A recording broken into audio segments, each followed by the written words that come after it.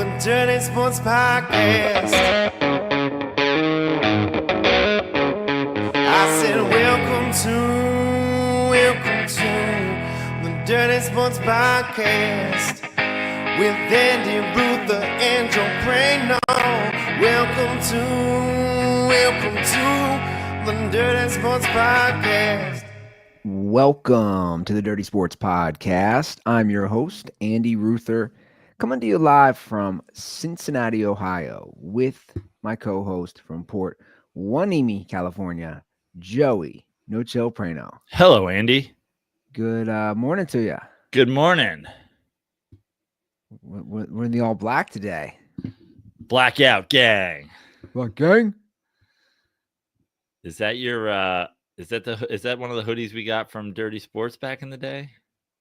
Oh yeah, this is like a this is I don't know which sponsor this was back in the day. This is somebody.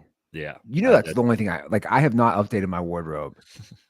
I'm not exaggerating. I was talking about this on the Andy Ruther show. I don't think I've updated my wardrobe in like 7 or 8 years. Good. You don't need anything else. I mean, what do I need? You're a suburban Midwestern dad. Yeah, I don't think you got to keep up with the latest fashion trends. No, and also like even come on. I mean, thank God for the sponsors through the years on Dirty Sports. Can you imagine if you hadn't updated your wardrobe with sponsors?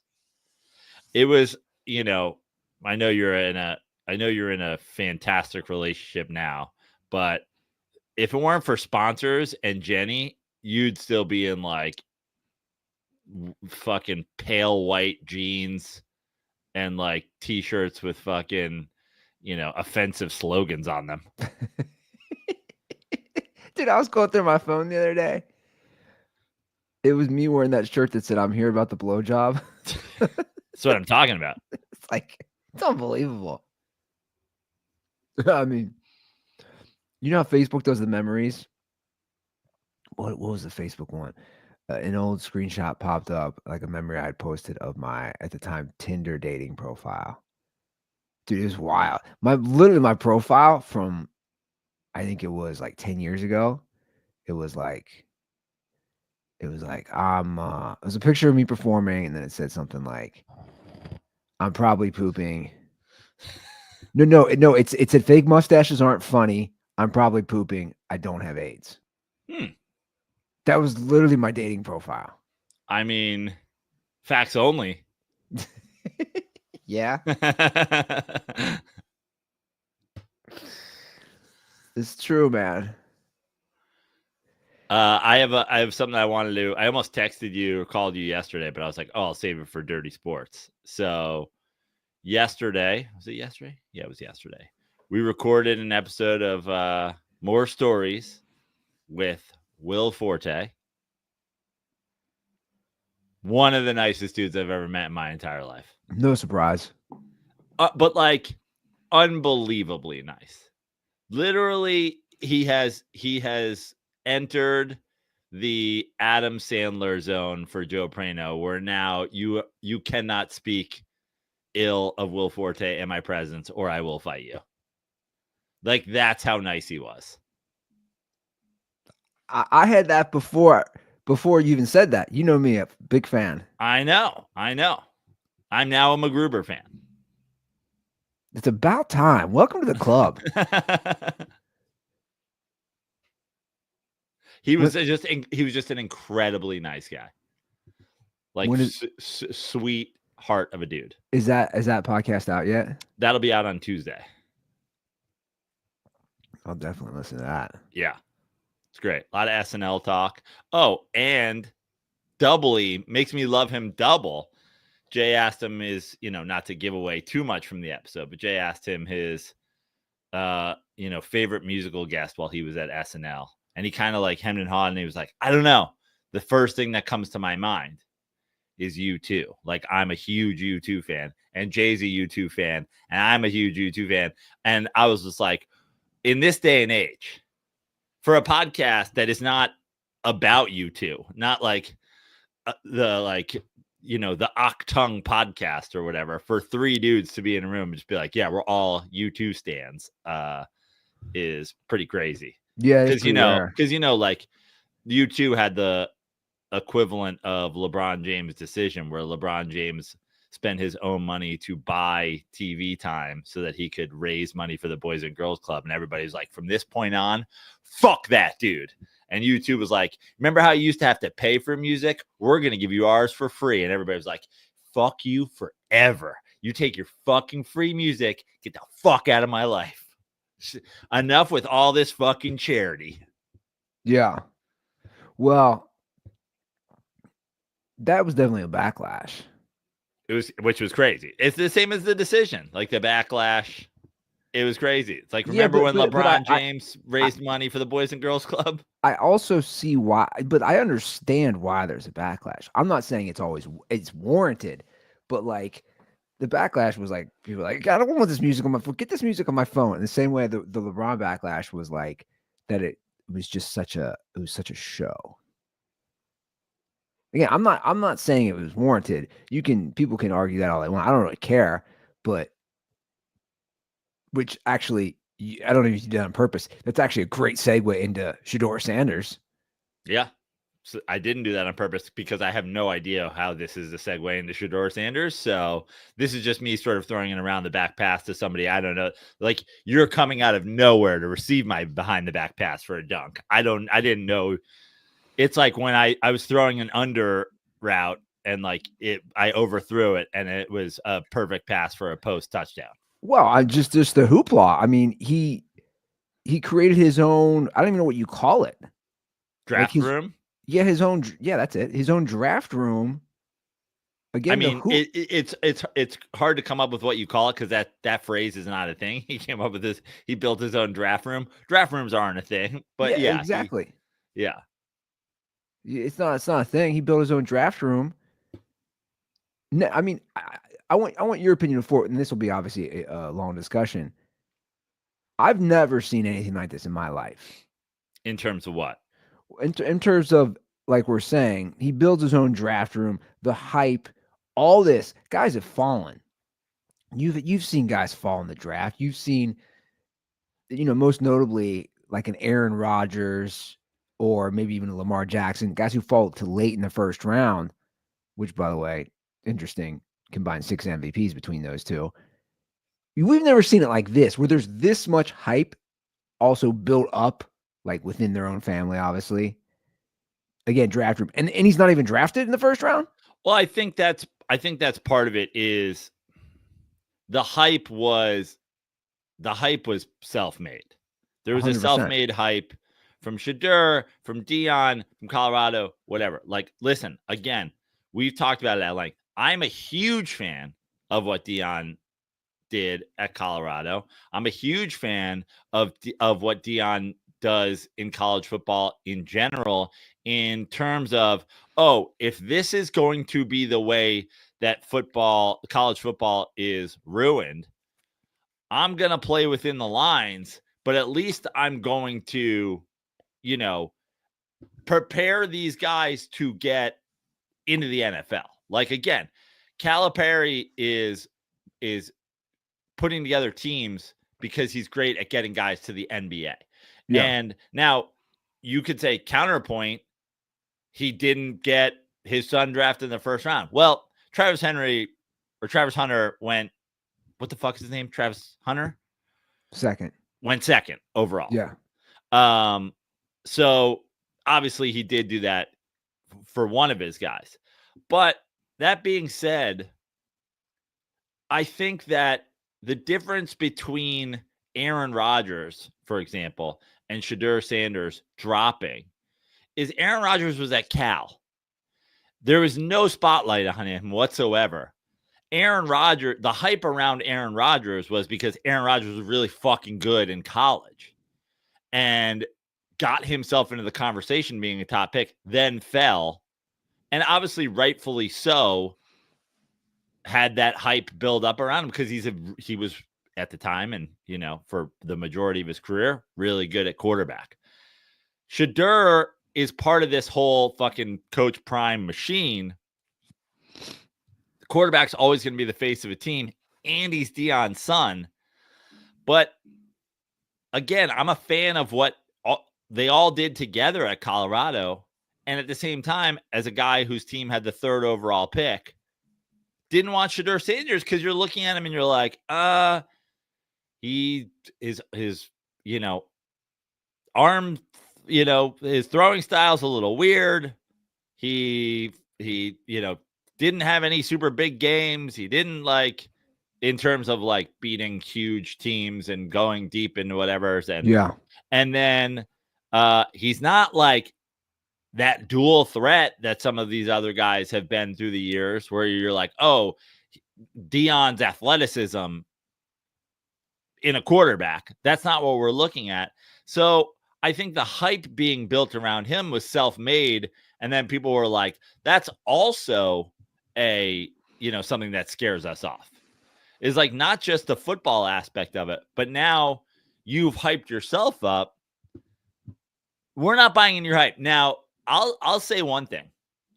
Mel Kiper Jr.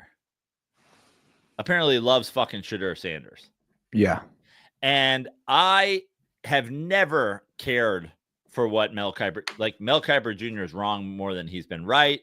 And I've pretty much ignored him for the better part of 25 years. I think he's the idea that we, bring him out of his fucking Dracula coffin once a year to do the NFL draft. And this is all he focuses on. He's not a football analyst other than the NFL draft. He's not that good at it. But this was the first time, because he wouldn't stop, that I was like, oh, I know why Mel Kiper sucks at this. Because Mel Kiper's been being paid by agents the whole time to hype a guy. Now it makes sense. Mel Kiper's bad at his job because he's not saying shit he believes in. He's saying some shit some agents told him to say, which is the only explanation for Mel Kiper Jr. and only Mel Kiper Jr. thinking Shedeur Sanders should have been the first overall pick, and everybody else saying he's not a first round pick. Yeah, well, that's what's been interesting to see is here's my thing. I'm not sitting through the draft, just so you guys know. I'm not sitting there. I had it on for a few minutes. Truth is, I dozed off, and I turned off my TV. Obviously, I have the internet. I can just see who's drafted. Which, by the way, side note, I have a theory on the NFL now. I just want to say, just kind of an idea that I think that the NFL is just brilliantly tapped into, whether it's games on Sunday, whether it's the draft, whatever it is. The NFL has just, they have really, their marketing campaign, or whatever you want to call it, their strategy of tapping into men who hate their families it's just been masterful. I also think, I'll take it one step further. I think psycho NFL fans hate sports. I don't think they played sports. The modern day psycho NFL fan is the 1970s baseball beat reporter. Because baseball used to be the thing in America. And if you were a fucking nerd who got stuffed in your locker, but yet went to baseball games and took down every single, and kept score at your high school games, and they were like, fucking Lupica's here again. And he's in the stands I'm just hoping that you boys do really, really well. Tim, I've been keeping stats for the whole high school baseball team. And did you know that your on-base percentage? And they're like, go away, nerd. That is the modern day super NFL fan. They're fantasy dudes. They're fucking DraftKings gambling dudes. But here's the thing about the NFL draft yesterday. My buddy texted me, who do we want? And I was like, what are you talking about? And the Giants were on the clock. And I was like, bro, a Knicks playoff game is on. A Knicks playoff game is on. What do I want? I want you to stop texting me in the middle of the fourth quarter. That's what I want. Well, the reason I say people who hate their families, and I'm saying it sarcastically, but maybe not. The reason I say that is kind of what you're saying. It's the draft. And again, we all know how much I love the NFL. You're talking to a guy who loves the NFL. It's my favorite sport. I've paid for the Sunday ticket for 10 years now to have access to all the games.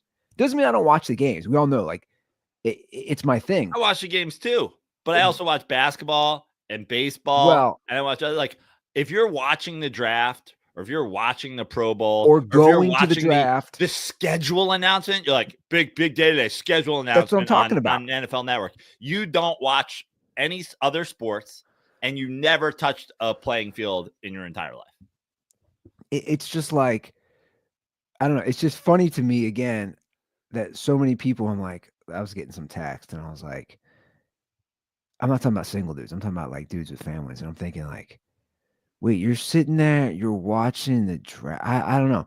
And then you go, and then you got season tickets, and then you go to the games, which are, as we all know, a whole day. I'm just like, man, the NFL, they really, like you're saying, the release of the schedule, they've really tapped into. Dudes just look for any excuse to ignore the wife, ignore the kids. It's just that's the same with golf. That's the same with golf. There's this chick on TikTok who's like one of the worst TikTok fucking influencers. One of those people that the algorithm just like, again, paid influencer, like for sure paying it. And she's like, "Oh, why does golf take 8 hours?" I was like, "Bitch, it doesn't. It takes 3.5 hours. Your boyfriend hates your guts. That's why it takes 8 hours. He hates your guts. He's there an hour early to warm up. He's there 3 hours after drinking beer. He does not want to see you. Golf doesn't take 8 hours. He hates you." Well, back to what I was saying. Let's get back to Shedeur Sanders. That was just kind of a side note. Like, it's interesting to me that there were teams that needed a QB, or we can start with your Giants. Teams who had 2 opportunities to draft him, and they said, "Nah, I'm good." I don't know if you saw these quotes. There's been so much controversy. People saying that like he was sabotaged. I don't know if you've seen. Everybody has strong opinions. People are like, "Oh, these are not like all these anonymous quotes came out the day before the draft." And who knows if that actually influenced it. And all these people, a lot of people like an RG3 type who I think just want clicks, were like, he's getting sabotaged and all this. These were the quote, this anonymous campaign to sabotage Shedeur Sanders. So these are the quotes that came out. I'll just read them because they're anonymous. One longtime NFL assistant coach said his time with Sanders was, in quotes, the worst formal interview I've ever had in my life. He's so entitled. He takes unnecessary sacks. He never plays on time. He has horrible body language. He blames teammates. But the biggest thing is he's not that good. Another longtime AFC executive who was also anonymous said, it didn't go great in our interview. He wants to dictate what he's going to do and what's best for him. He makes you feel small. Even some of Sanders' fans expressed disappointment he didn't take a big step forward as a senior. Another NFC GM said, I liked him the year before. They did change coordinators. It felt different. It felt less athletic, less arm talent. Everything felt less. If you're talking about this year's tape versus Jackson Dart and Shedeur, I don't think it was particularly close.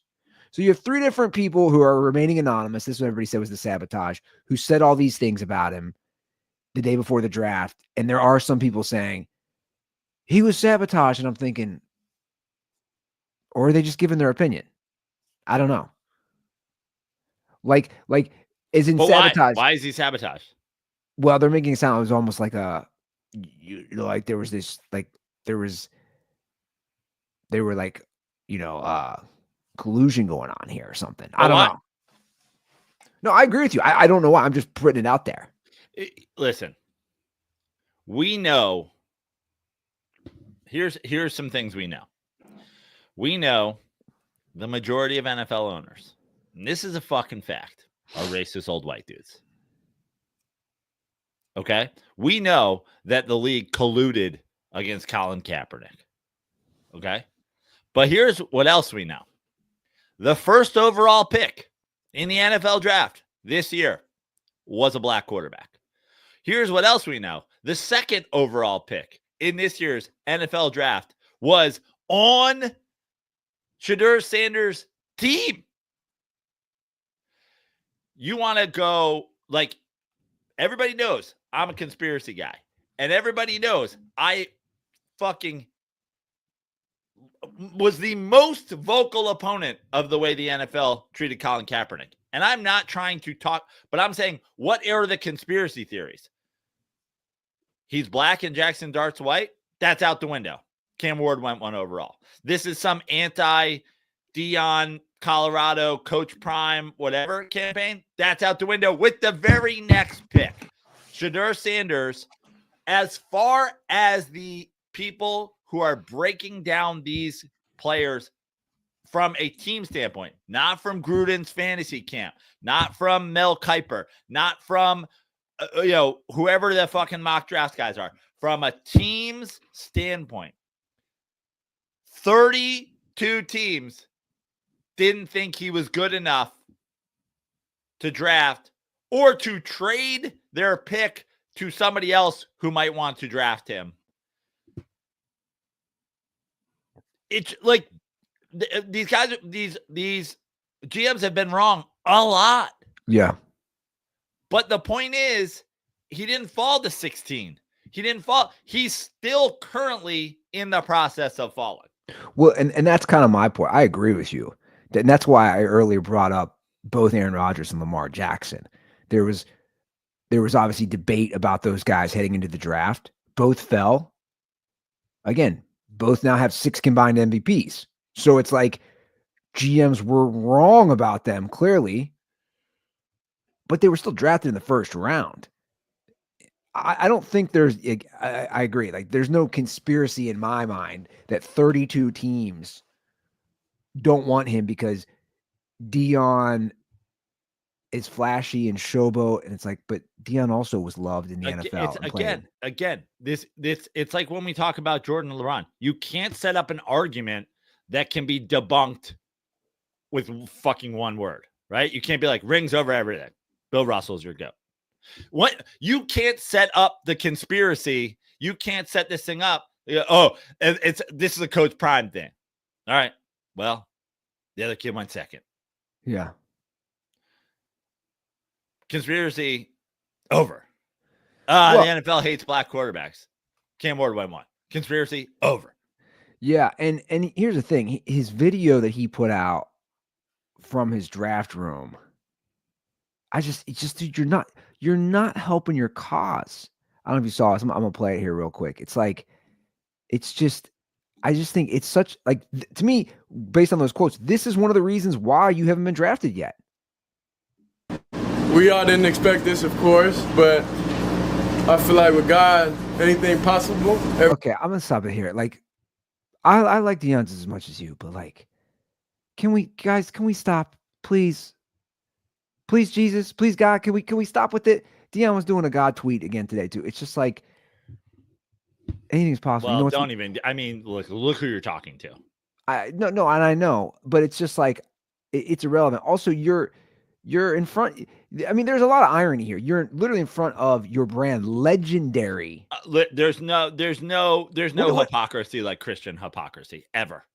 Ever. On the great scale of the world, there's no hypocrisy like Christian hypocrisy. Well, I think you can say that for a lot of religions, but the NFL player whose first thing is God is always like, I gotta thank God, but also my jeweler for this necklace. I mean, look at his necklace. Like, That's what I'm saying. Everything possible. I don't feel like this happened, for no reason. All this is of course, fuel to the fire. And under no circumstance, we all know this shouldn't have happened. See, I got a major problem with that. Under no circumstances should this. But it did happen again. 32 teams were like, you need a first round pick. You're not a first round pick, man. Under no circumstances shouldn't have happened. What are you talking about, bro? But we understand we on the bigger and better things. Tomorrow's the day. We're gonna be happy regardless. Legendary. Ooh. He looks so disappointed. I mean, understandably so. But here's my question, and let's bring it back kind of as I tried before to your Giants. It's like Giants had 2 chances, man. Well, and I don't know how you feel about chances. Giants had 1 chance, but Giants wanted Jackson Dart, so they traded up to get him. But that's my point. Right. It is like which they wouldn't have had to trade up to get. They have the 3rd pick in the draft. They could take Shedeur fucking first thing today if they wanted to. Which here's the thing. Not just the Giants. There was a lot of talk. But again, it's just social media. A lot of talk about the Steelers. The Steelers quarterback room right now is, what is it? It's Mason Rudolph, and it's only slightly less embarrassing than the Giants quarterback room, which has 11 people in it. Yeah, all signed this offseason. But like, my point is, those two teams are like, hey, we have a bad quarterback room. We still want to take these defensive guys first. We think these guys are more important than Shedeur. To me, that is a huge tell on how he's being viewed. Look, we knew it was a light draft, right? We knew it was light at quarterback, one of the lightest ones in recent memory. You and I aren't talent evaluators, as far as like, we're not watching these games. I don't watch any of them. I don't care. And look, maybe it works out for Shedeur Sanders, and maybe he goes to the right team. But you know what's going to stink for him is that he's now going to probably end up on a bad team early in the 2nd round, a lot like a Browns or something, versus a Lamar Jackson or an Aaron Rodgers who goes late and still goes to a quality team and a quality franchise. I mean, look, I've read enough, and again, these guys could be wrong, but it seemed like there were a lot of people saying Jackson Dart really, as far as maybe prototypical NFL quarterback, is just going to fit that mold way better than Shedeur Sanders. Well, the thing, listen, again, I'm not an Italian evaluator. I do my thing about is I hate college sports. I'll never watch it. We've done that at length. But the last thing what do I give a shit to go, let me break down the tape versus Jackson Dart and Shedeur Sanders to see which one the Giants might pick. The Giants are picking, and listen, I pushed Eli Manning on the Giants for 3 full years before I did. Like, I don't have zero say, but like most fans, I have zero say. So, like, what am I going to do? They're going to pick who they're going to pick. Now I've spent 10 weeks breaking down Jackson Dart and Shedeur Sanders. I'm like, I personally like Jackson Dart. And they're like, well, we're taking Shedeur Sanders. Like, well, okay, well, I guess that was a huge waste of my time. I don't care about college football. I don't care about mock drafts. I don't care about evaluating these guys whatsoever. They're going to draft. All these teams are going to draft who they're going to draft based on their analysis of them. And if I'm a fan of a team, then I just have to deal with whoever the fuck they draft. So now Jackson Dart gets drafted. And now I'm like, okay, I'll watch some Jackson Dart shit.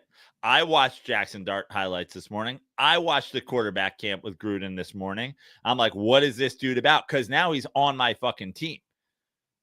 Sadly, he's not on my actual team because apparently the Rams had eyeballed him. And then when the Giants traded up to get him, that was when the Rams decided they were out of the first round. So I'm just getting, I'm very torn here. My one team didn't get him. My old team did get him. But my point is in reading all this stuff, the consensus, this is the consensus. Better runner than Shedeur Sanders. Better dual threat quarterback than Shedeur Sanders.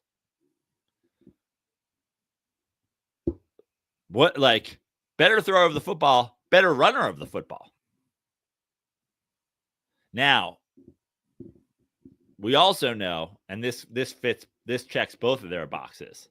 But the other thing about Jackson Dart that as a Giants fan I love is played at Ole Miss, played in the best conference, not on the best team. This is a Joe Prano signature theory that, there's been a lot of Joe Prano signature theories that the world has jumped on after the fact and acted like we were all talking about it the whole time. This is the Joe Prano. I don't want your USC. I don't want your Ohio State. I don't want your Florida quarterback. I want your Ole Miss. I want your played Alabama's, Georgia's, and LSU under duress quarterbacks. Because that's what you're going to face in the league no matter who you play. Yeah. Well, and also, he obviously transferred. He started at USC. It's like, there is adversity because they changed coaches.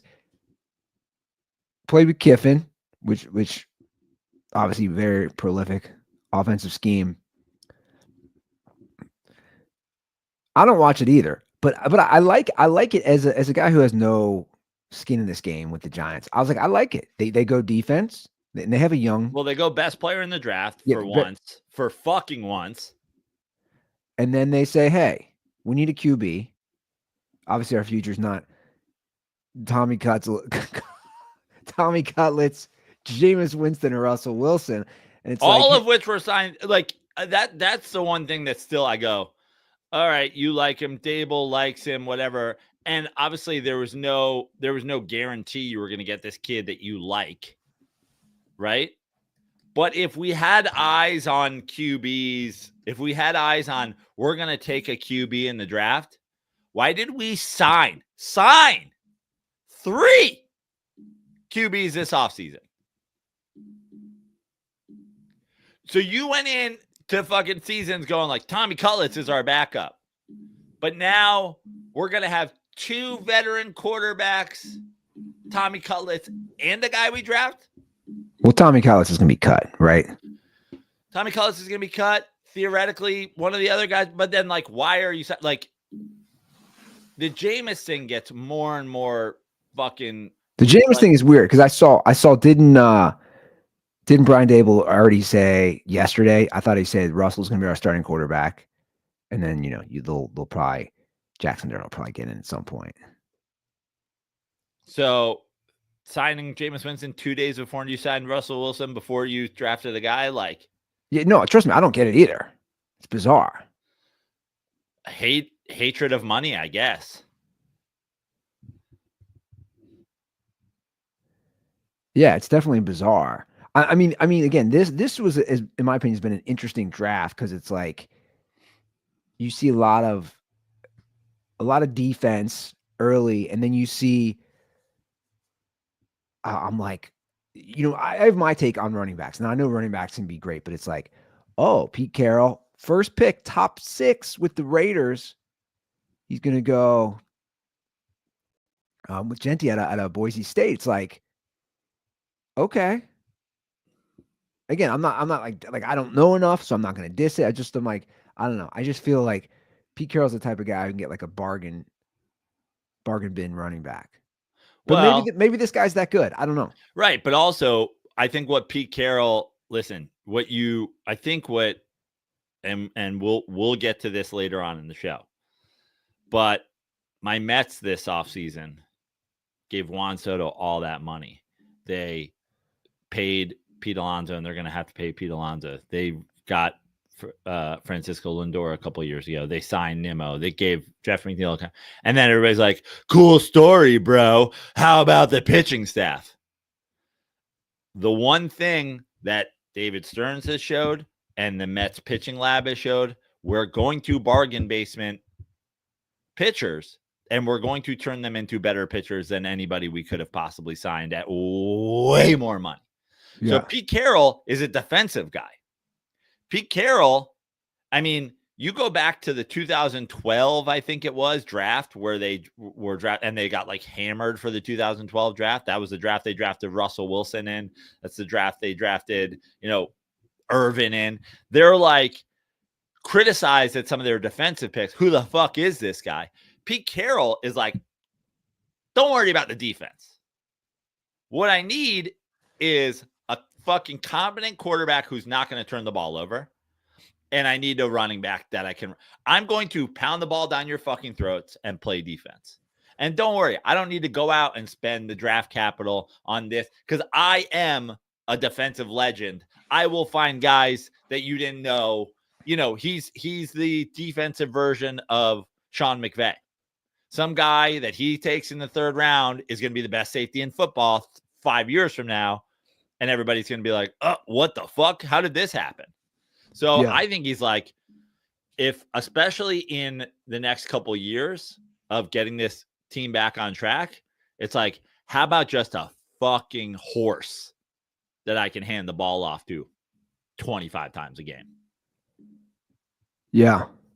No, and that makes sense. So then what happens? Like, do the Browns end up taking in the first pick of the second round? Do they take Shedeur Sanders? Like, are they going to say that's our quarterback now? I really do not know. Well, here's what's interesting. I don't know if you know this. I'm looking at it now. The worst that could be, it's the worst potential outcome for Shedeur Sanders. That's what I'm right? saying. And the Browns have, I don't know if you know this, the Browns have two of the, here's how it goes. Browns, Texans, they're not taking a QB. Tennessee, they just took their guy, not taking it. Then Browns again. Then Raiders. Then Patriots. Then Bears. So I'm saying, like, he could realistically, then Saints. He could, then Bears again. He could realistically fall because a lot of those teams don't need a quarterback. Yeah. I'll tell you what, Joe, if the Browns have two of those next four picks coming up tonight. If the Browns don't take him, then that, I don't know, in my opinion, it just says, like, dude, you just ain't that guy. Then do the Saints take him? Well, that's what I'm saying. Then you have the Saints, then you have the Bears again. But the Saints had a middle late first round pick that they could have spent on him if they wanted to.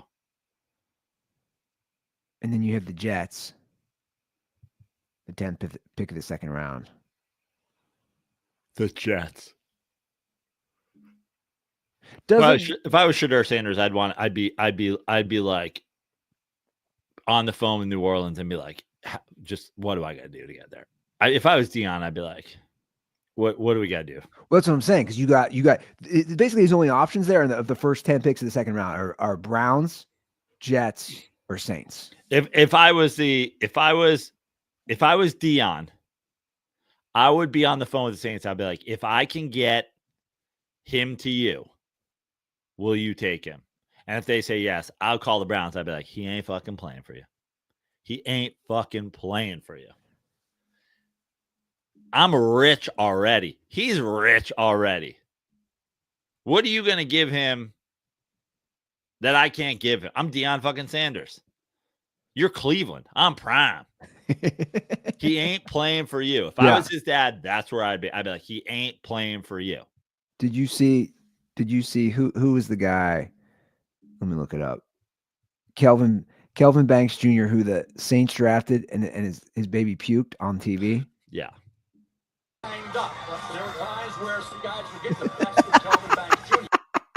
Got that Bourbon Street. But by the way, as somebody who currently has a 3-month-old, that's like the most baby. That's like classic baby puke. It just like comes up, like spills out. It's just like you're just like, oh, that's cool. Well, also that was 12 minutes into her shaking him, so it's like maybe just let the baby sleep for the draft party. It's so true. Like babies, you know what you don't know until like fucking you're a parent. Baby's seasick.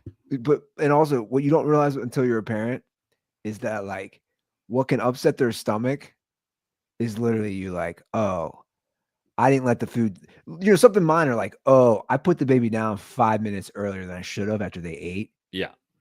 And then it's just like,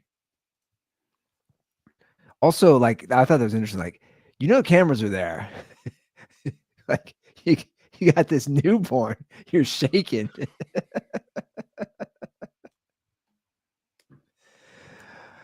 I don't know, man. It's I'm always curious how these things play out. And you look at teams though, and you're like, a lot of these teams, you're just like, I feel like that guy, again, I don't even watch these games, but you're like, oh, like I just looked at just different teams. I'm like, oh, the Ravens draft a guy who's really good for Georgia, a safety, and you're like, that's gonna like, I don't even know. I'm like, that's gonna work out. Just in my head. Yeah. Oh, the Steelers draft a defensive tackle who they're high up, and you're just like, why do I think that's gonna work out? I don't know. Everything is not surprising. Of course, I had a text with Justin Wood. Oh, the Bengals take a guy who has 4.5 sacks. They took a receiver, right? They took a receiver, yeah. No, they didn't. Did they? No, they didn't. Oh, I was just kidding, but I was but their pick was very controversial too, and it's classic Bengals. They took a guy who I guess had again, I don't follow this. I don't know. He had 4.5 sacks in 3 years as an edge rusher. 1.5 sacks his last year as an edge rusher, They're doing it all on hype, all on potential. And here's the best part. The guy never met with the team. That's cool. Well, he wanted to, but there was a moat around their facilities. And the drawbridge wasn't working that day. Dude, it's fascinating to me to see. Hear ye, hear ye. I present to you an edge rusher. He would like to meet your GM. No, sir. The drawbridge is inoperable. You shall have to come back after the great flood has drifted away. May I interest you in a cup of chili While you wait. to keep you warm? My favorite thing is the spin that these fans will do, like on these guys who are reaches. And Has like Cincinnati, has your chili company thought about, in honor of the pick, doing a 4.5 way chili for one for each of his college sacks? Oh, they should. Try the chili 4.5 way. They should. It's just like, but my point about bringing all these different teams up was Now, how like, did Justin feel about the pick? That's what's important. what did Justin say? Let me pull up my text with him. Justin didn't say much. He said, I actually texted him first. I couldn't resist. I just wrote LMAO. Maybe it'll work out with the guy who has 4.5 sacks in 3 years, but probably not. And then I sent him the screenshot of the guy. What is his name? Shamar Stewart says he doesn't recall any pre-draft conversation or contact with the Bengals. So I've been laughing with my brother and my buddy, like in a group text. We're laughing about like, it doesn't matter the job. No one's going to offer you the job if you don't talk to them. I don't care whether it's professional football or banking or whatever. You know, it's like you didn't talk to that. And then Justin just hit me with like a stat. I could tell he's upset. Since Dre Kirkpatrick in 2012, the Bengals haven't drafted any type of defensive impact player in the first round. Surprised they didn't go wide receiver. I'm actually surprised they didn't go wide receiver too. Oh my God, though, the way fans will spin any of these guys. Again, like you're saying, like they know, like, oh, well, there's this upside. We don't know. We don't know on any of these guys. And who knows? Maybe Shedeur Sanders, maybe he works out great for somebody. Maybe. Well, he's more likely to work out great for somebody if he gets drafted by a good team. Yeah. That's why they're going to make that call. To not go to the Browns, not go to the Jets. Right. I think I saw 200,000 people were out in Green Bay for this. 200,000? I mean, again, they just hate their families, man. What they're in Green Bay, Wisconsin. But can you imagine like getting in your car? Because obviously that's not all Green Bay. And being like, sorry, honey, I know you're home. But it's a lot of Green Bay, though. It's for sure a lot of Green Bay. They're like, what should we do today? Should we go to Lombardi's restaurant? Or should we go to the Lambeau Bar and Grill? Should we go to Pigskin Pub? Should we just go to the draft? Like, you live in a town where there's literally nothing to do, but like, they're like, should we go to Apple Bowl? It's like our style of, it's like our Applebee's, but it's like all football stuff. That's number one on my NFL bucket list, by the way. Go to Lambeau. Seeing a game at Lambeau. I don't even know what would be in that same sphere to see a game. Yeah. Like, is there anything? I can't think of another football stadium is even a must go to. I mean, we already went to the Jerry Dome, which is obviously like the first of the megas. That was an experience. But even I'm saying like baseball, you could have comparable. You're like, oh, Wrigley has Fenway, and you can start doing that game of the or of like the newer stadiums like Pittsburgh and San Diego or San Francisco. You really can't do that in the NFL. It's the Madison Square Garden of football for sure. Yeah. I just think it would be such an experience, especially during a snowy December or January game. Anything else about the draft? I don't really have much else to say. Personally. I mean, no, not really. I mean, again, and this isn't, whatever, but like I didn't watch the majority. Like I was Same. following the picks on my phone. Same. And I was watching, Knicks playoff basketball, which is tough game again. Tough game, but good game. You go on the road. You 1-1, you go on the road. Game was close. But that was one of those, not as close as it. Like the Knicks kept counter punching every time they pulled close. The Knicks kind of like fought back. Like that was a good game by the Knicks in terms of getting a lot from everybody, and just you kind of got to put a scrappy team to bed, and you got to put them to bed at home. That was their first home playoff game in like God knows how long. They're pretty turnt. They're going with the fuck Jalen Brunson. You're going to lose when you go with the fuck Jalen Brunson. That game being as close as it was, I think if that was like a 15-point Knick win, I would be a little more concerned. Like the way that game was, I'm just like, if it's going to be a fucking dogfight and we're going to come out on top, like we should be able to take care of the series. I still think it's going to be a tough series, but I'm pretty confident the Knicks are coming out of this series. Yeah. Just a little too much firepower for, an up and coming team. Sure. I guess I hadn't thought about that. They probably haven't had a home playoff game in a long time. I'm not on Twitter these days. I'll check it out actually after we get off, now that I mentioned it. But like, I'm assuming Detroit fans are up in arms. I'm sure there's like conspiracy, Knicks hate, Jalen Brunson, foul bait, Karl Anthony Town, like whatever. Which I'm not seeing it. Maybe I'm wrong. Maybe Detroit fans aren't Philly fans. But it feels like this is a pretty back and forth, tough, hard fought series. Doesn't really feel like anybody's getting any sort of free passes here. Yeah. Okay. Last home playoff game was 2019. I'm seeing it there in the YouTube comments. Led by the corpse of Blake Griffin. That's hilarious. That's hilarious. Talk about an overrated career. Maybe not even overrated, just like a hype career. It was pretty good for a minute. Wasn't he doing stand-up comedy for a second? Yeah. Stand-up comedy, the only profession that's a backup profession for anyone else with a fucking name. It really is interesting that it is. It's amazing. It's everything that's wrong with comedy, but we don't have to go there. No, we don't. But it is fascinating that it's like, oh, the acting's not working out. The basketball days aren't working out. Whatever. I'll just do comedy. I'll just go on stage and talk.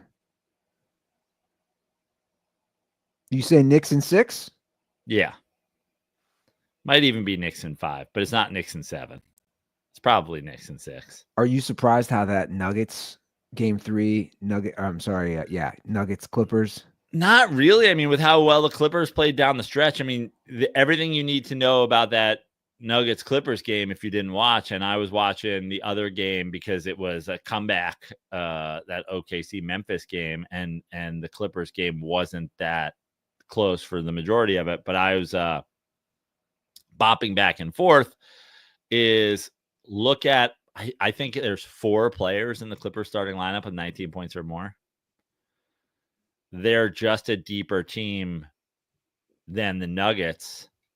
And Kawhi Leonard, who has, you talk about sort of a disappointing career. Kawhi Leonard, who has, when healthy, been one of the best players in basketball, is a counter punch to Jokic, who's the best player in basketball right now.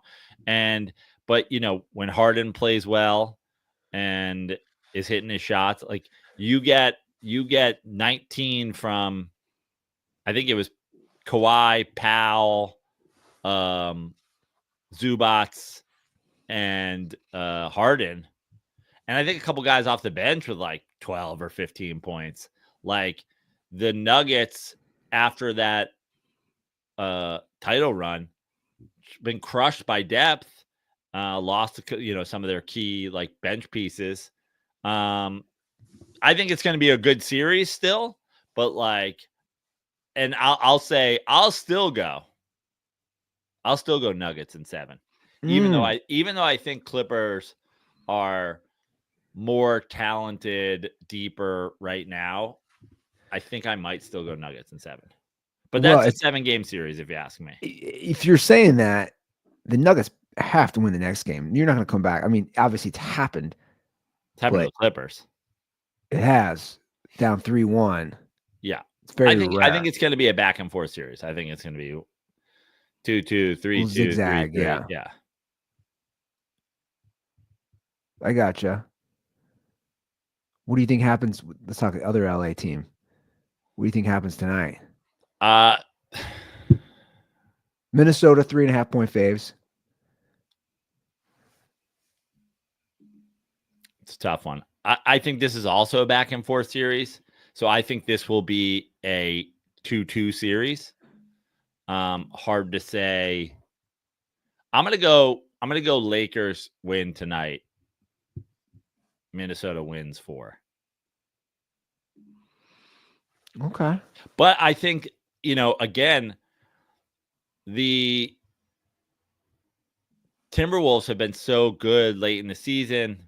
They're a deeper team overall.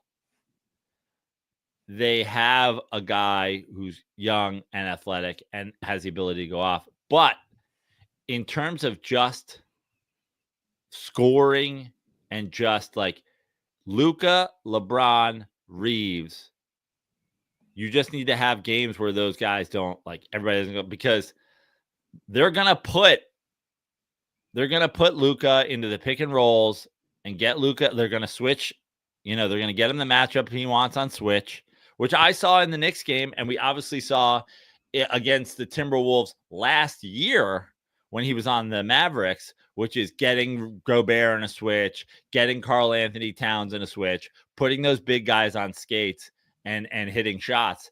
And I think JJ Redick is going to will do a better job defensively down the stretch in clutch moments of being like, here's how we contain the Timberwolves. I don't think that there's any way for the Timberwolves not to get put in those situations by Luka. And then it's down the stretch. Is he going to hit those shots, which he did last year against them, which is why the Mavericks ended up in the finals, which is why I think it's Lakers in 7. But I think it's a back-to-back, a series that's going to go back and forth, because I think from an across-the-board depth standpoint, the Timberwolves are deeper, better, defensive players. The Lakers had like a defensive moment this year, but otherwise are like, Luka's not a great defender. LeBron is old. Austin Reeves is not a great defender. You're like, from a defensive team concept situation, the Lakers are far more susceptible to the Timberwolves just going like, oh, big game, went off, Lakers lost by 20, as opposed to close games where it's like, oh, we're going to trade buckets. You don't have a LeBron Luka counter. Yeah. In the modern NBA of, all right, here's the guy we want guarding Luka. So we're going to have that guy come up and pick for Luka. And here we go. Where do the Bucks go from here, man, moving forward? They're down 2-0. Mm-hmm. Hasn't really been close. Like the experiment with Damian Lillard is just, it hasn't worked. Yeah. Listen, the NBA is going through its own transition, much like the NFL did, in terms of like the idea that this is what works. And then other teams start going, oh, that's, here's how we're countering that. And then teams being behind. The Bucks were behind when they made that move. They were still chasing. I mean, look at what happened to the Suns. Look at what happened to like whatever. You're chasing this like big three. oh, it's gonna be Lillard and Middleton and Giannis, and like, what are you gonna do? How are you gonna stop us? And meanwhile, when they won the championship, they had guy fucking forgetting his name. He's on the Celtics now. Point guard. Drew Holiday. Drew Holiday. They have Drew Holiday. Dude, you're better off with Drew Holiday. The whole fucking time. Like, I know. That's the modern NBA is Drew Holiday brings so much more as a player across the board than Dame Lillard just being like, I hit 30-footers in clutch moments. It's like, all right, but like, what if we? So the Bucks were a little behind. Now the Bucks find themselves in a situation where they still have a great player. So what do? You double down. You try to add guys to that. Now you're the Suns. What if we go out and get a Bradley Beal? Don't do that. And then don't, in my opinion, probably the most likely thing that'll happen, don't ship Giannis to wherever and try to rebuild that way. You still have Giannis. He's still great. He's still young. Knock it down. You have a piece. Build it around him. And get rid of your coach. Probably, yeah. I mean, what the fuck are we talking? Like, never should have been your coach. But I look forward to Doc Rivers being an analyst again and telling us how to win. We gotta win basketball games. I do it. You've never been good at it. Nice guy. You're a nice guy. It's great. Just go to Hawaii or something, man. Honestly, just have Dave Roberts hire you as a bench coach. You're just as qualified of being like a vibes guy. Kike Hernandez, you're gonna be great out there today. Just remember, your brother in right field has your back. Your brother in left field has your back. You are. It's like you are guards guarding a castle. All for one and one for all. And you're like, this. I just realized when you coach basketball, you never say anything about basketball. So you can coach any sport, really. It's all about trust falls. Put your arms across your chest and trust that the guy who's playing left field is going to catch you when you fall. All right, so you're a weird motivational speaker for like team building at offices? If you're working in the sales department, you got to know that the HR department has your back. That's why Susan is going to fall and Gary is going to catch her.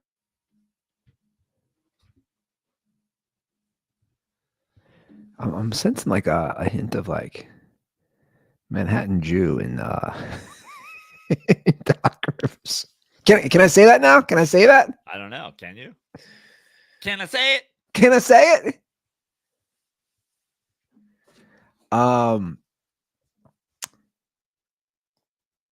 I guess it was 2021 when the Bucks won. So I guess it was a little bit ago. Yeah, but I agree. It's like you still have Giannis. Don't blow up the whole team. You don't get those. That's a generational player. You don't get that type of guy. How about the Thunder? What was that? A 26-point comeback? Crazy.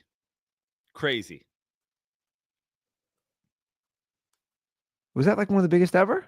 It's the biggest playoff comeback since fucking 2019 or something like that. And then also it was like they kind of cut it a little bit at the end of the first half, like a couple bucks. So it's like, otherwise it would have been I think the biggest second half playoff comeback. Where did you go, you motherfucker? Bah! You lost the spiders. What's that? Oh, it's crazy. Yeah, it's a spider heavy area. This was some sort of flying bug. Got to change my fucking ammo here. I got to get John Wick style out of ammo, Andy. So let's move ahead here as you do that. Let's look ahead here. Okay. We got. What are you foreseeing? Let's go to teams that we think are going to play, right? let's look ahead. Like, how do you foresee the next few series playing out? Some of these squads. Obviously, We're literally you were jumping ahead. I mean, it's hard to say. Like I think that the Nuggets Clippers matchup is going to be a good, and I think the Lakers Minnesota is like hard to say. Oh, yeah, I guess we should jump ahead. And then I mean, Houston Warriors 1-1. Yeah, I'll say this: if you told me I had to take the Celtics, the Cavs, listen, I'll go one further. If you told me I had to take the Celtics or the Thunder, the Celtics and the Thunder or the field, I would take those two teams. interesting. I was gonna say in Cleveland. Hold that up here. What is that? What is that? The gun from Jack Nicholson, the first Batman? You ever danced with the devil in the pale moonlight? Isn't that what it looks like? Yeah. Blast this fool. By the way, happy belated. I saw. Didn't he turn 88 this week, Jack Nicholson? I don't know. I'm trying to kill this fucker. I think he turned There 88. we go. Got him. No, I didn't get him. You don't have his This shot though. Motherfucker is bobbing and weaving. You don't have his shot. God damn it. I mean, it just took one shot to get the Batmobile down, the flying Batmobile. I know. I usually am fucking great. All right. One of the most ridiculous scenes in the movie, by the way. Guts all over me now. Yeah, ridiculous. I never liked that. Yeah. A part of the movie. Of a overall pretty good movie. You're like, really? This gun? So it's gonna bring down the flying Batmobile? Yeah. What is it even called? Is it called the flying? What is it called? The Batwing. The Batwing. Yeah. You mean he's 88. I couldn't tell you last time he did anything. Yeah, he hasn't. I mean, he's been out of it. Yeah. Legend. One of my favorite actors of all time. So good. Yeah. You think he makes an appearance at a Lakers game? I was just gonna get to that. He hadn't been there for a while, and then he did appear last year and the year before, like I think briefly. But he hadn't been for a hot minute. He doesn't look good. He's 88. Yeah. It makes me feel old. Like when I see that, I'm like, I know I feel old. I'm like, he's 88, or like when Gene Hackman died. But like Gene Hackman, like they're 88. So that, I mean, they were in the 40s when we were born, Andy. True. So I know. Those guys don't do it for me. You know who makes me feel old? It's when some hot chick is fucking, some hot chick from your youth who was like in her late 20s when you were a fucking kid, and you're like, man. And now they're fucking 60, and you're like, ugh, God, I'm old. You know who I follow? You're gonna laugh. I think I'm about to tell that. You know who's almost 60? I'm looking up 59. You know looks great still. Elizabeth Hurley. Elizabeth Hurley's a legend. I don't know how long I followed her on Instagram. She still pops in my feed, and I'm like, dude, you're 60. The craziest part about Elizabeth Hurley is she's British. It's not like people are like Salma Hayek's 60 or whatever, but it's like Salma Hayek's a Latino. Yeah. Elizabeth Hurley, like most of the British women, she ended up looking like Hugh Grant by the time she was 46. She is like, she might be an alien. Like, there's no explanation for it. Who's she with? She with Billy Ray Cyrus now? No. Yeah, I saw it. Yeah, 6 hours ago. I thought I saw that. I'm the happiest I've ever been. Billy Ray Cyrus, thanks to girlfriend Liz Hurley. No. What? Yeah. He was like a disaster. Like, well, I thought I saw it on it. Yeah. It was posted on Instagram. That's where I thought I saw it. Well, there goes her legendary run. She's going to turn into a disheveled piece of shit. Now she's just Billy Ray Cyrus.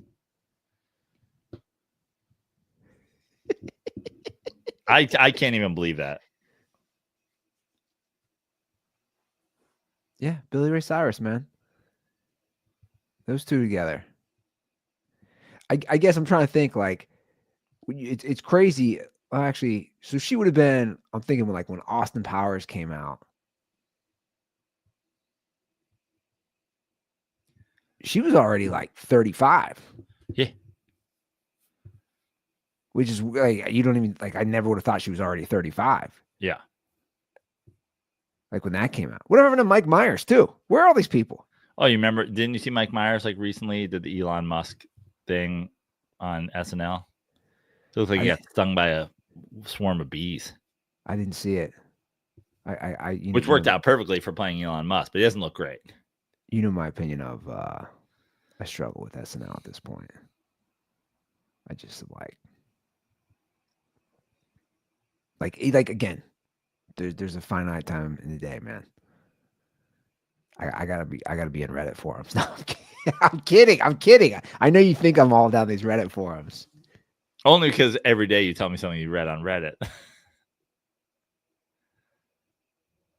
Here's my thing. I think you can learn a lot on some of this stuff. Just social media in general. You ever wonder how did anybody do anything? I'm saying like if you need to know how to do something, you're like, I'll just YouTube it. I'll just watch a video. I'll pull up TikTok. Like if you didn't know how to do a basic home thing, guys like me. Sure. I double check myself sometimes. I'm like, I do know how to do this, but just make sure YouTube still agrees with me. That's what I'm saying. Like, I don't know how anybody did anything. They just knew how to do it. Like my dad just knew how to do shit. Yeah, I guess. There was like apprentices and whatever, you learned from somebody before you.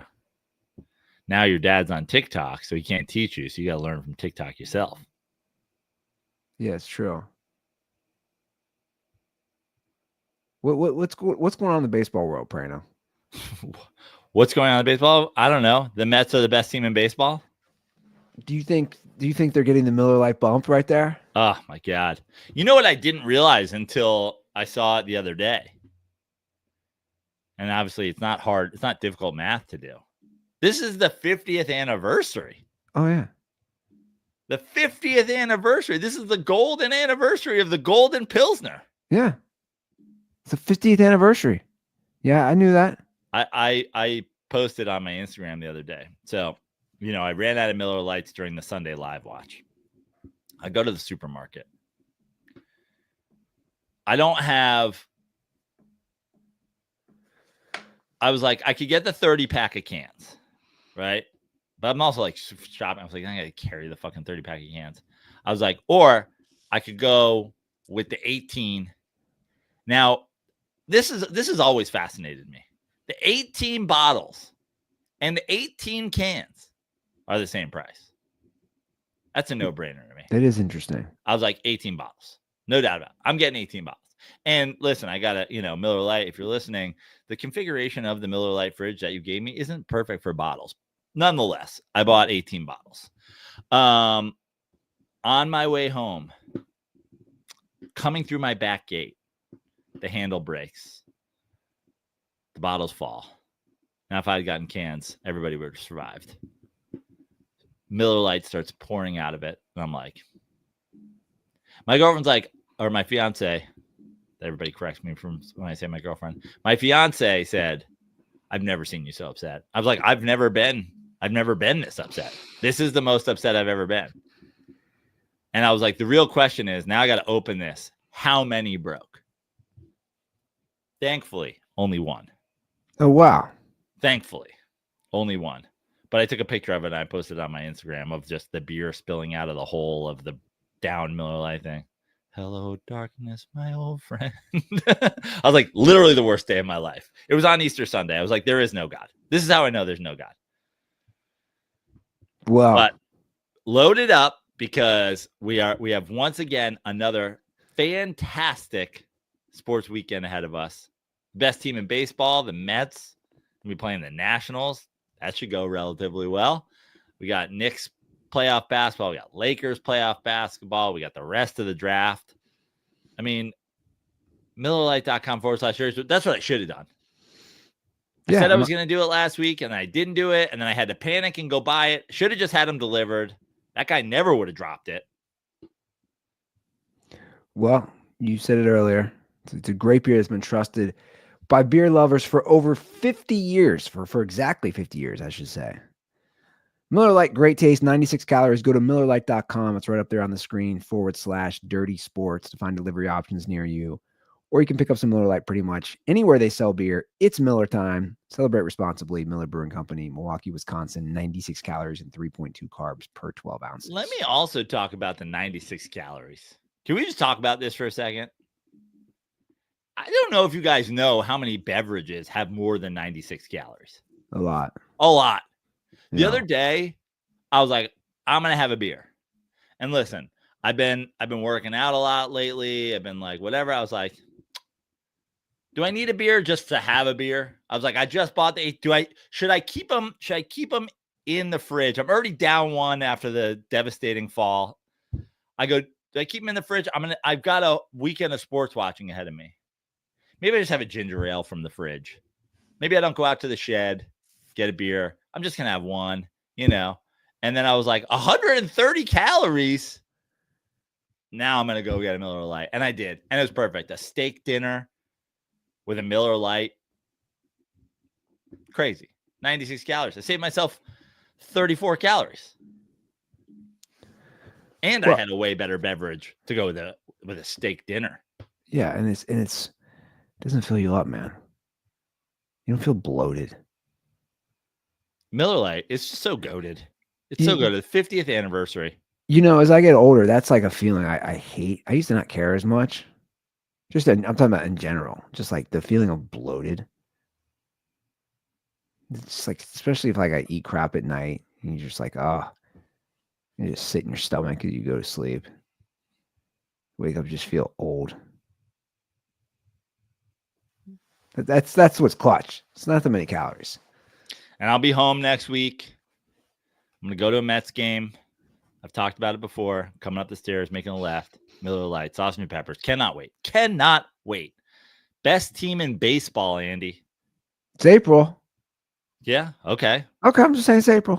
So I'd rather be the second best team in baseball? No, I'm just saying it's April. Okay. Right now, in April, the Mets are the best team in baseball. Juan Soto's slumping. Francisco Alvarez is only just returning to the lineup now. Jeff McNeil, still not back.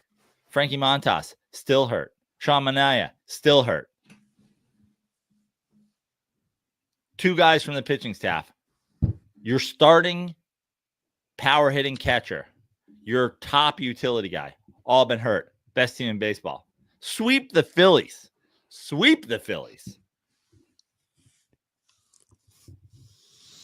Walk-offs every goddamn day. The vibes are immaculate. Andy, listen, this is the thing with baseball that's different than basketball and different with football.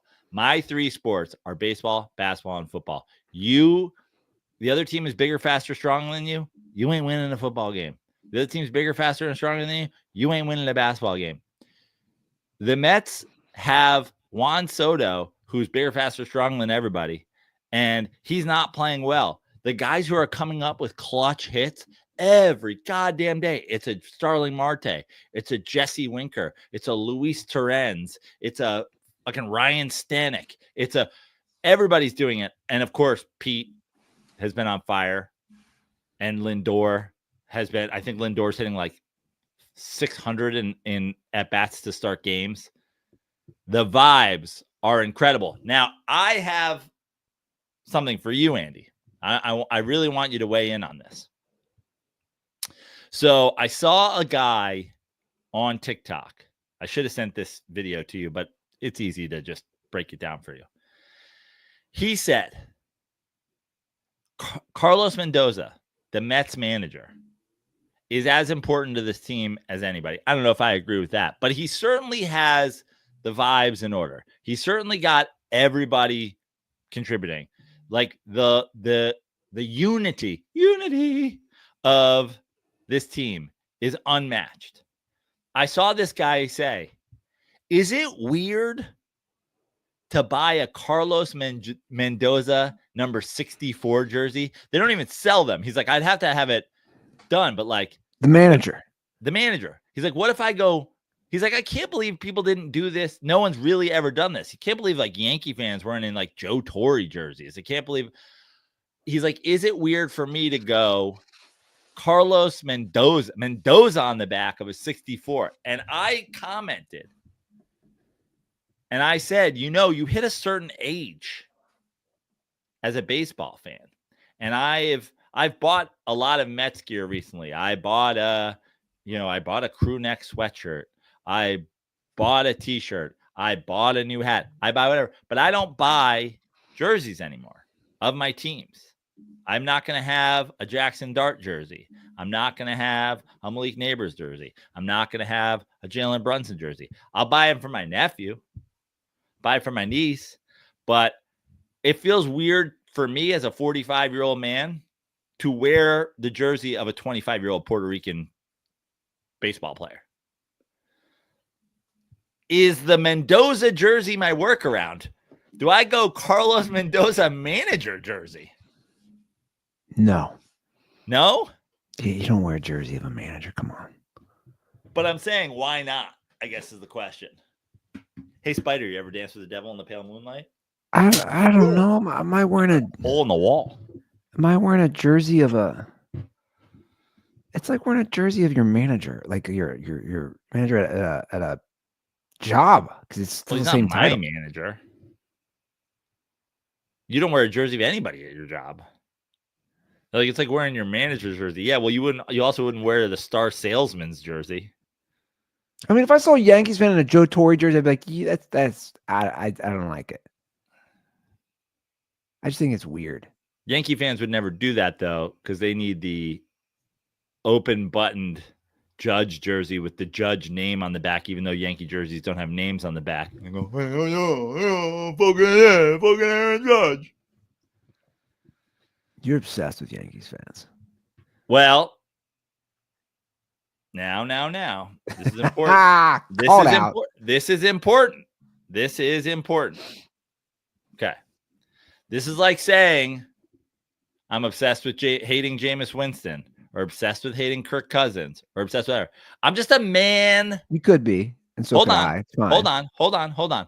I'm just a man literally existing, giving sports takes, right?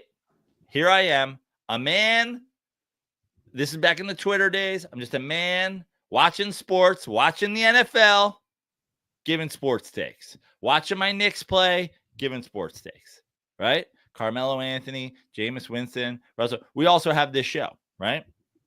So then at some point, I just put Jameis I think the one that started it was Jamarcus Winston, biggest bust since Jamarcus Russell.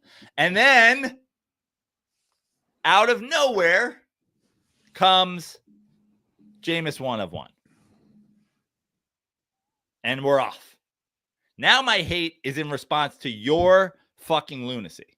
I'm just a guy watching sports saying Kirk Cousins is overrated.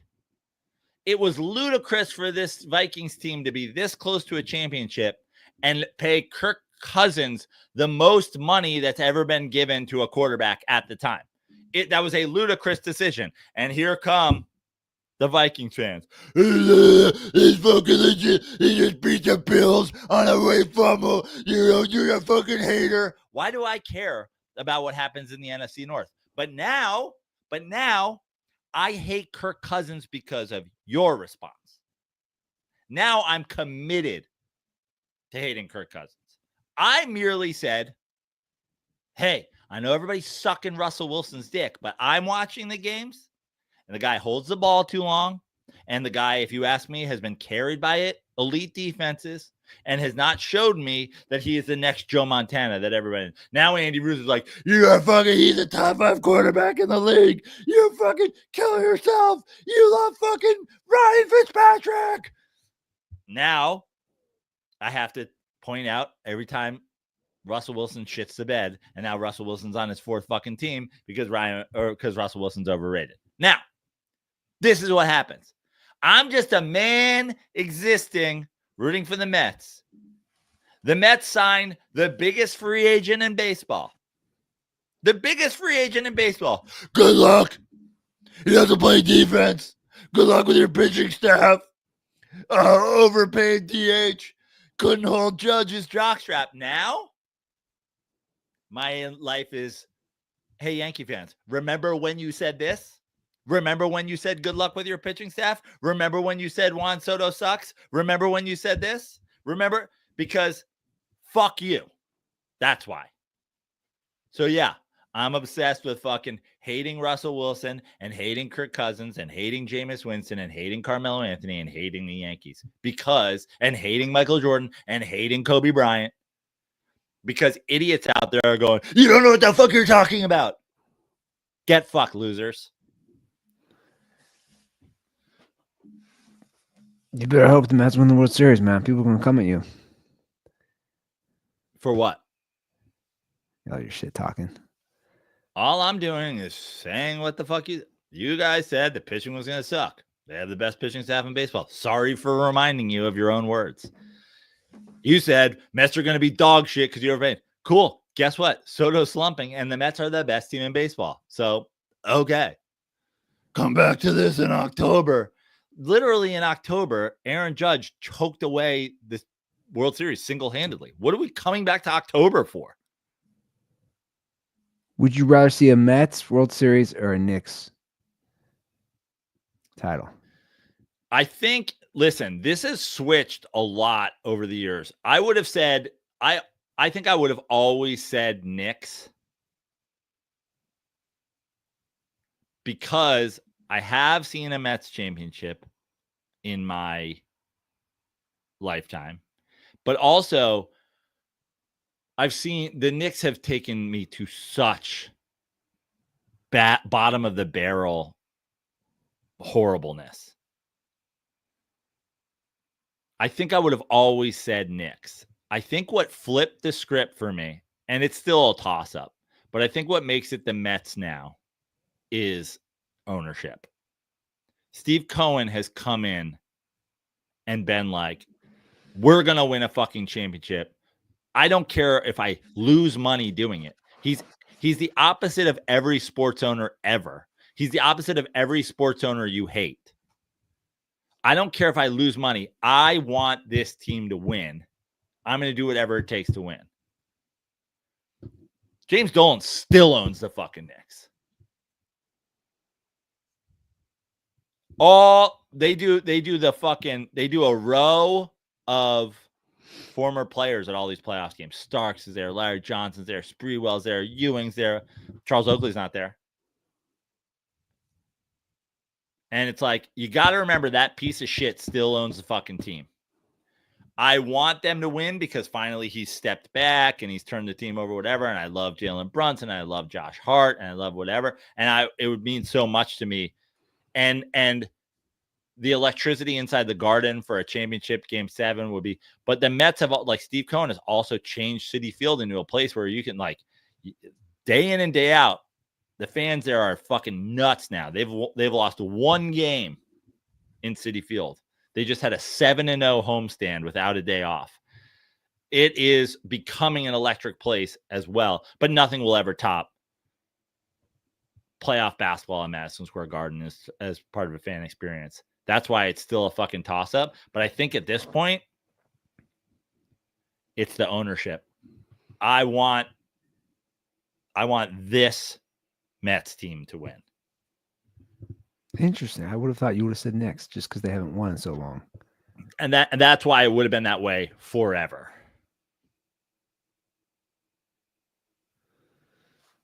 Okay, you can only choose one topping on your pizza the rest of your life. One pizza topping the rest of my life. Yeah. I don't know why I thought of it. I just thought of it. You going pepperoni or sausage? It's pepperoni's not in the, it's sausage. I think I'm deciding between sausage and Adam Carolla used to have a fucking meltdown about pepperonis, which I hate to say I shared an opinion with that man on anything, but, like, to me, pepperoni's overrated. Interesting. You think pepperoni's overrated? When people go, let's order a pizza, it only ends up being pepperoni because you fucking wanted it to. Okay. I've never ordered a pepperoni pizza for myself. First of all, like I prefer sausage, but what was your other option then? Well, that's what I'm saying. That's what you went single topping. Yeah, just one. That's what I'm saying. So then I get into the point where it's like, if I got to go with something singularly, I think it's sausage. And then I'm probably going sausage and peppers if I could do any like one time. I'm not going to lie too. I like a fucking cheese pizza. A good cheese pizza. It's got to be good.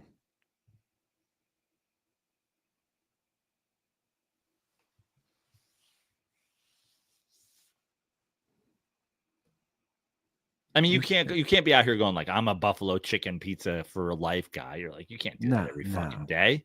Can't be doing what are your real options? Your real options are vegetables if you're a veggie guy. I don't even have to choose a topping. I can go, if I have to choose one pizza topping for the rest of my life, I could also just not have that topping. So now I have cheese or sausage the rest of my life. I think I'm going to order a pizza for my family. That's why I was asking. For dinner. Making me fucking starving. I'm trying pick up some pizza. I'm trying to get in wedding shape here. Bro, my buddy sent me. I'm probably the most out of shape I've been in 10 years. I have like such a dad bod going. My buddy sent me a picture of in our group chat from his wedding in Colorado like 10 years ago. I was like, dude, I was like shredded. No, this was like 2011. I was like, oh my God. Look how I was shredded. And then I looked down. You also kind of went through a little bit of a fat Ruther stage even after that. I did. That's what I'm saying. That's the fattest I've been. The fat Ruther stage. Oh, you're saying you're shredded now compared to fat Ruther in 2011? No. I'm saying I was shredded in 2011. Okay. The fat Ruther stage was post brain injury. Lots of eating, lots of unhealthy eating. Yeah, you went full chunk there. Or no, you went full sloth there for a little while. Like your face was fucking whack, your hair was whack, you were fucking fat. You were basically Sloth from Goonies. We were like, what's going on? He's got a little tuft of hair on the top. His face is droopy. He's eating fucking Rocky Road all day. I saw this theory. Did we talk about this before? I feel like we did because I just saw it and I was like, I almost sent it to my brother and I was like, I definitely already sent it to him when I saw this like 6 months ago. Goonies and Back to the Future happened on the exact same day. October 26, 1985. That is interesting.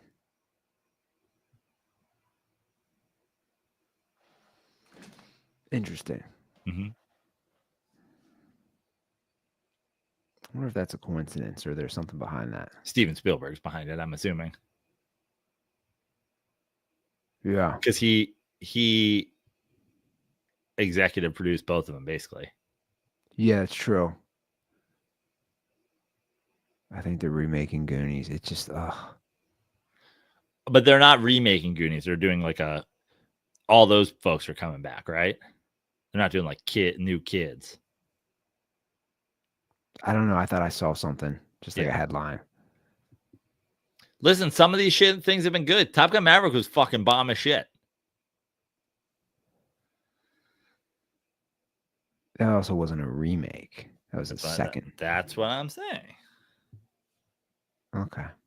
Like they remade Ghostbusters with the women, and it was the worst thing that's ever happened. I haven't watched any of them. It's the worst thing that's ever happened. But then they added to the Ghostbusters story where so-and-so lived in wherever, and it was their kids, blah, blah, blah, blah, blah, and it was much better.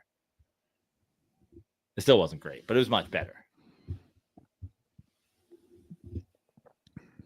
Okay. Well, look, I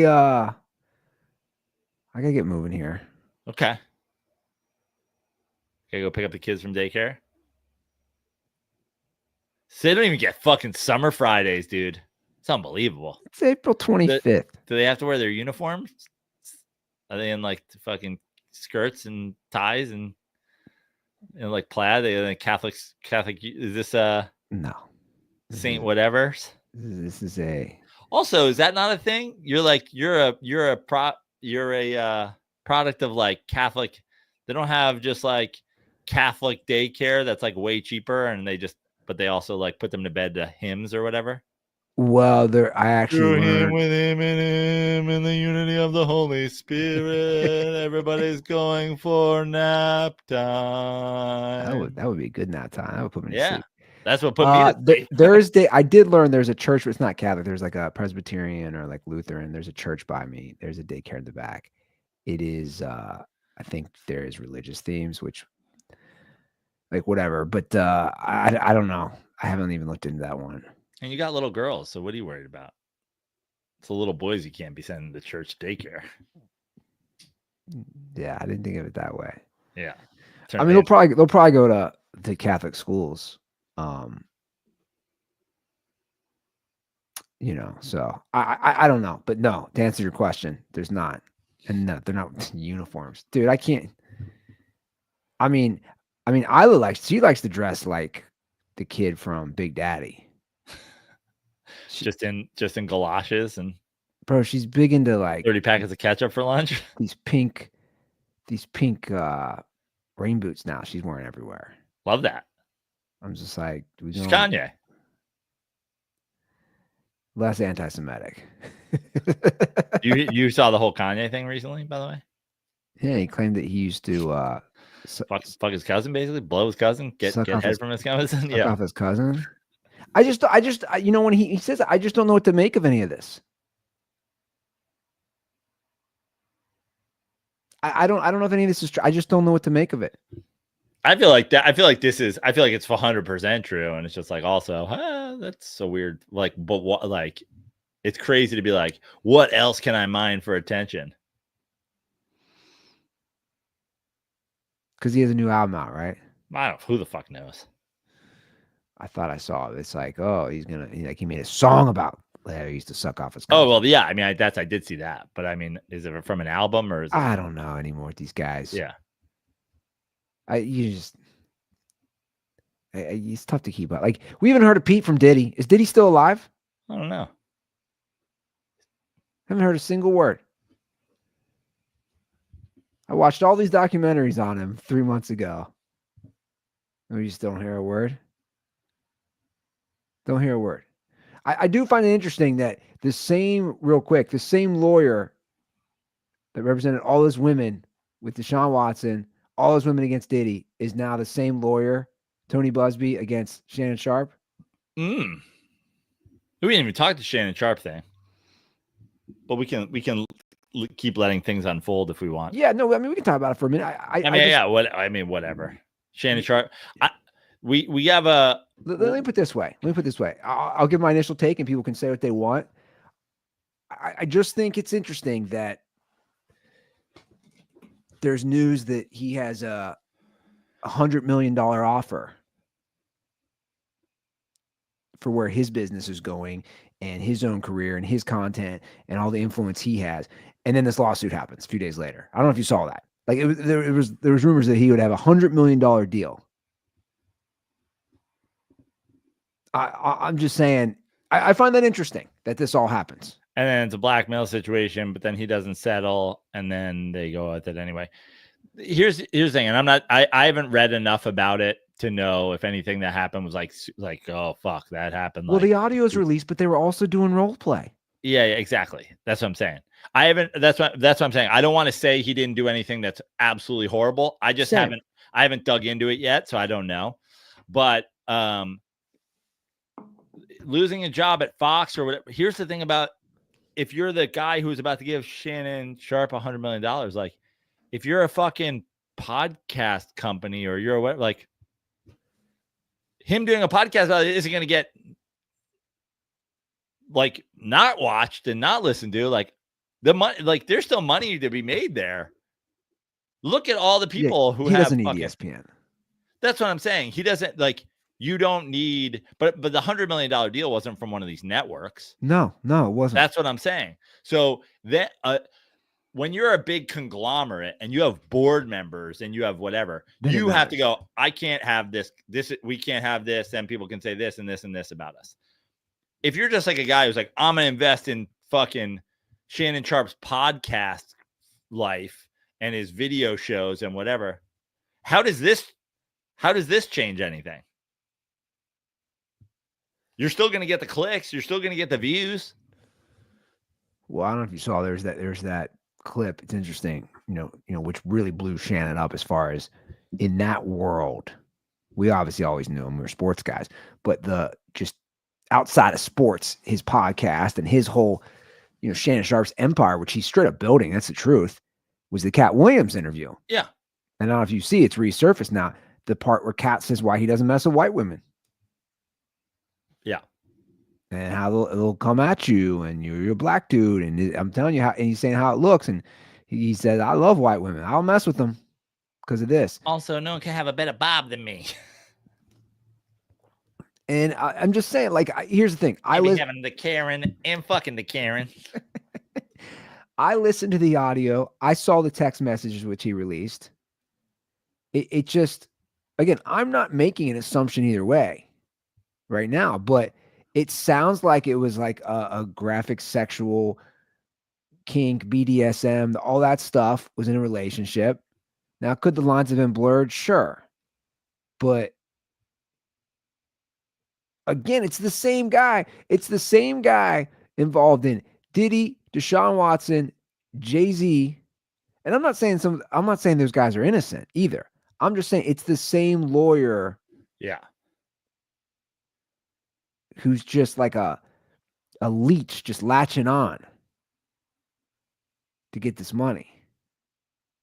I like Shannon. You like Shannon. We like him. I don't know shit about Shannon. I like Shannon's content. I don't follow Shannon on, like, it's not like I'm subscribed to Shannon's YouTube page. I'm not like Shannon dropped a new thing, but like I've always liked Shannon's sports takes, and I've always liked Shannon, the content that comes out about Shannon. I don't give a fuck what happens to Shannon Sharp, to be totally honest with you. I don't care at all.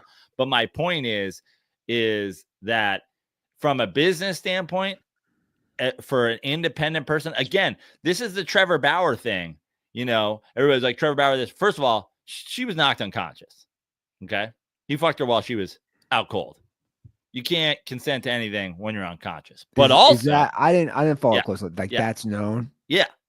But he's like, she wanted that shit. And it's like, she wanted you to punch her out cold and then have sex with her. But see, that's where I get confused. Is like girls who want this violent sex. But hold on. Here's the other thing about Trevor Bauer. Everything, whatever. He's not in fucking jail. Okay, fine. I don't give a shit either way. Now it's this is ESPN. This is Fox to Shannon Sharp. Major League Baseball doesn't have to hire you. They go, cool. It wasn't illegal. It was we don't want you on our team. Shannon not being with ESPN, Shannon not being with Fox, whether he did something wrong or not, they can just be like, we don't want you maybe having done this shit. We don't care if you're innocent or not. We don't want this story involved in our corporation that has board members and is tied to this company, and this company has advertisers and blah, blah, blah, blah, blah. If you're an independent podcast company, who gives a shit? Well, I don't think they will. And he doesn't even need an independent podcast company. Shannon Sharp already has a massive YouTube channel. Right, but I'm saying what the $100 million deal was or whatever. Yeah. I mean, look, it's a new age with all this stuff. And I know the traditional conglomerates like the ESPNs, they're trying to figure it out. And it's like, it just, I don't know what they do when a guy like Shannon, he clearly he doesn't need them. He just doesn't. He's already shown people have interest in his show. People have interest in all his shows. He's basically doing a show every day, I think. Yeah. Between his podcast and the one he does with Ocho Cinco. I don't know how he has time to like choke chicks while he's banging them. Right. He's doing a lot of work, and he's clearly like all shredded still. Like, so he's working out still. He just puts kids in daycare and frees up his schedule. You know what I mean? That's the move, guys. Put those kiddies in daycare, and you free up that day. Let them be feeding these 4-ounce bottles of milk, the formula, the Kendamil, the French formula. That's what I'm doing now in my life. French formula. This is what we got to do. This is what I'm paying. French formula. That's the one that's going to sit with you. Some healthy, organic stuff made from France. That's crazy. If I was gonna get into the baby game, I would do Formula 1 for little boy babies. Ring! It goes like it makes a fucking engine sound when you're drinking it. It's not healthy. It's fast. Drink that formula fast. Formula 1. So that's just for boys. We don't got an equivalent for the lady. Little Yeah, lady. there'd be the one Danica Patrick chick who fucking drinks it super slow. Everybody's like, no, she's part of the team too. 310-359-8365. That's the hotline. I'm not gonna talk about here. I've talked about it on the Andy Ruther show. I'm pretty convinced at this point. My dad has come back to Earth as a goose. We have more updates. A goose. My dad is a goose. If you guys want to hear about that, Is he a silly goose? Wasn't a real silly goose as a human. No, he's just like an angry goose that's harassing his old car and his old house for a week now. It's insane. You got to make like a this. Forget putting this up on Andy Ruther show. Like you got to. This has to be like a reel or a TikTok or something. Oh, there are videos. Okay. I put them on the show. There are videos of him literally following. He's attached. Again, I'll just leave it this. What goose has ever been attached to a 2003 Honda Accord? I'm just saying, it's weird. Yeah. Following it down the street, only where the Accord goes. His old car. Have you asked the goose what it wants? The goose is very angry and violent. I have not been over since the goose has been in the picture. You've not been over? It's my brother's. Okay. Who's got this car? We sold my dad's old car to the neighbor who gave it to his kid, who just turned like 16. And the goose is still harassing this car. The goose is living next door neighbor, my parents' old house, which my brother now owns, living there. The goose has been coming literally. I have video of this. I play this on the show. It's wild. Coming to the front door of my brother's house, coming to the window. I'm like, this is weird. So it's going between two houses, the neighbor's house who has the Honda and his basically haunting his old house in his old car. Yeah. As a goose. Dude, it's insane. Like the videos you see, I'm like, this is insane. Going on for a week now. Plus. Has anybody asked the goose what it wants? I don't think so. Have you thought about stopping by the Catholic daycare and seeing if they do goosercisms? I don't think there is a Catholic daycare. Goose. Get out of here. It's time to go to the netherworld. Walt, leave this goose. Leave this Honda Accord. And I made the joke. I said, well. And what's weird is you don't like exorcism. If you ever saw The Exorcist, like her whole head spins around. That's just standard operating procedure for a goose. I know. I said, twist their whole ass neck around. I said, I'm just saying, like, Jesus rose from the dead. The goose rose. Walt rose and came back as a goose. I can't even say it without laughing. Walt rose back and came back as a goose. The same week of Easter. I'm just saying.